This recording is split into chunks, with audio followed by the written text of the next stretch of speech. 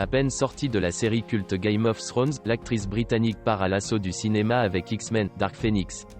Un nouveau rôle fort, en phase avec sa personnalité, son premier rôle l'a propulsée star planétaire à 15 ans seulement, dès 2011. En 8 saisons de Game of Thrones, série la plus primée et regardée au monde, qui vient de tirer sa révérence le 19 mai dernier, les spectateurs ont vu Sophie Turner grandir au rythme de son personnage Sansa Stark, fillette victime de la violence masculine, qui deviendra un personnage à poigne au royaume des hommes.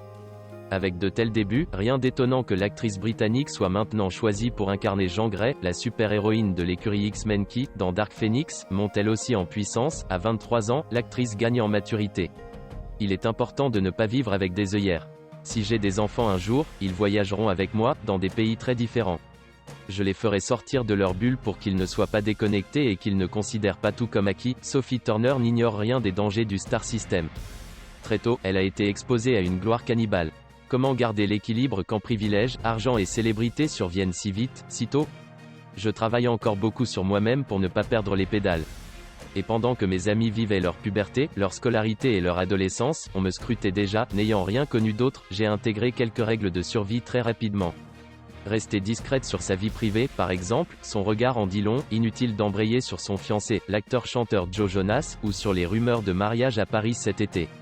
Son amitié avec Maisie Williams, sa petite sœur dans Game of Thrones, survient en revanche naturellement dans la conversation.